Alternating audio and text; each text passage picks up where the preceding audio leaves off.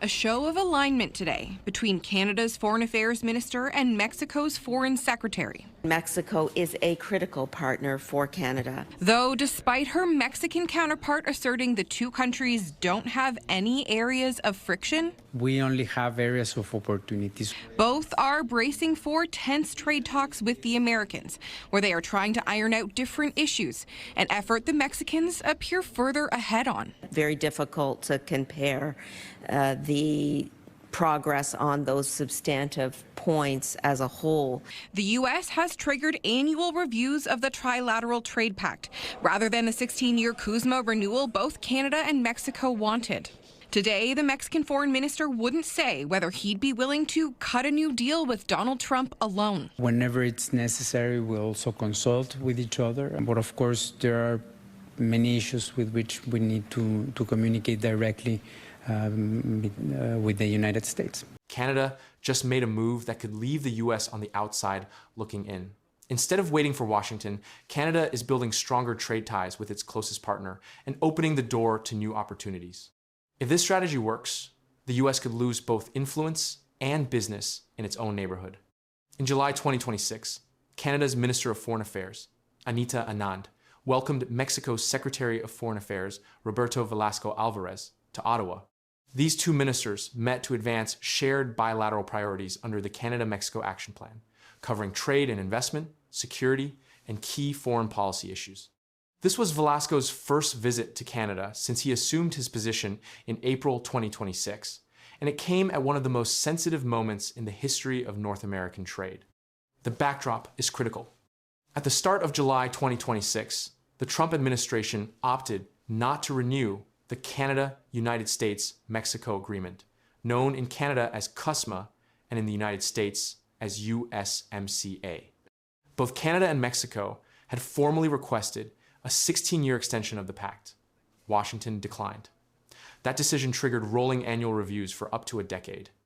If the three partners cannot agree on an extension during that window, the agreement will expire. The deal that replaced NAFTA, negotiated during President Donald Trump's first administration, is now operating on borrowed time. Against that backdrop, the meeting in Ottawa carried weight far beyond a routine diplomatic visit. During a joint news conference, Velasco was asked directly whether Mexico would consider making a bilateral agreement with the United States that leaves Canada behind. His answer was unambiguous. He stated that CUSMA is a trilateral agreement, and that, in his words, the three countries agree that that architecture should continue. The message from Mexico City, delivered on Canadian soil, was that Mexico is not abandoning the three-country framework, even as it holds its own separate talks with Washington. Those separate talks are moving fast. Mexico and the United States are set to hold their third round of official trade negotiations the week following the Ottawa meeting. Canada and the Trump administration, by contrast, have not started similar formal talks. That gap has become a political issue inside Canada. Prime Minister Mark Carney has faced pushback from opposition Conservatives who claim Mexico is further ahead in trade discussions with Washington than Canada is. The Ottawa meeting gave Carney's government a visible counterweight, direct, high-level coordination with Mexico itself. Both ministers acknowledged the layered nature of the current situation. Velasco explained that many issues between the three countries are bilateral by nature and must be resolved country to country with the United States, while trilateral conversations will happen when the moment is right. Anand described Canada's approach in similar terms, saying the trade and investment relationship with both Mexico and the United States matters, and pledging, we'll keep working on all fronts. She confirmed Canada will work on its bilateral relationship with the United States while also maintaining the trilateral relationship with both partners. The economic stakes behind this diplomacy are enormous. Since NAFTA entered into force in 1994 and continuing under CUSMA, bilateral merchandise trade between Canada and Mexico has grown significantly, totaling more than $62 billion in 2025.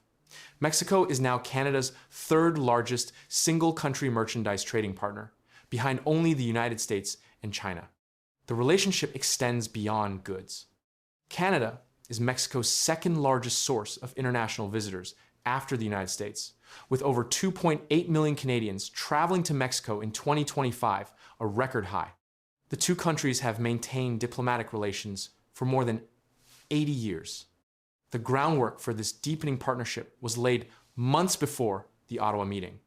In May 2026, Mexico's Secretary of Economy, Marcelo Ebrard, led a large-scale Mexican trade mission to Canada. That mission brought together more than 240 Mexican companies in Toronto, Ontario, and Montreal, Quebec, to strengthen commercial ties with Canadian businesses. 240 companies crossing the continent, bypassing the United States entirely, to build direct commercial links. The Canada-Mexico Action Plan, which runs from 2025 to 2028, provides the formal structure for this cooperation. Meanwhile, tensions between Washington and its two neighbors continue on multiple fronts. The Continental Trade Agreement has shielded Canada and Mexico from many of President Trump's tariffs, but specific industries are taking direct hits. Steel, aluminum, automobiles, and cabinetry are being slammed with separate sector-specific duties. Those duties have been a key issue for Canada's negotiators, and Trump has shown no sign of shifting his stance on them. The friction extends to electric vehicles. Prime Minister Carney's decision to allow a limited number of Chinese electric vehicles into Canada in exchange for tariff relief on agricultural goods has been roundly criticized by the Trump administration. On the Mexican side, Velasco confirmed that the growing share of Mexico's EV market held by Chinese electric vehicle makers is part of Mexico's CUSMA talks with the United States. Chinese market penetration in North America has become a live negotiating issue for all three governments. Washington's own officials have laid out their grievances publicly. United States Trade Representative Jameson Greer said on Wednesday, July 15th, that the trade deficit with Mexico is a challenge and pointed to issues with Mexico regarding overcapacity, subsidies, unfair trading practices, and monetary policy. On Canada, Greer revealed that he speaks with his Canadian counterparts weekly, but added, "We just haven't seen a lot of movement. Weekly calls, no formal negotiations, and no breakthrough," while Mexico prepares for its third official round. Yet not every voice in Washington's trade establishment is sounding the alarm about Canada. Robert Lighthizer, the United States Trade Representative during Trump's first administration and the American architect of CUSMA, addressed the Canada question during a panel discussion at the Aspen Security Forum in Colorado on Thursday, July 16th. Lighthizer said he is not worried about the trade deficit with Canada, noting there is nothing wrong with running a deficit with a country that supplies energy. He also expressed respect for Prime Minister Carney and said he believes the Canada-US relationship will recover because the fundamentals between the two countries remain strong. The history here matters. CUSMA itself was born out of tumultuous negotiations during Trump's first term, and there were periods when Mexico and the United States talked without Canada at the table. All three countries ultimately signed the agreement and declared it a success. Now, in 2026, the dynamic has inverted.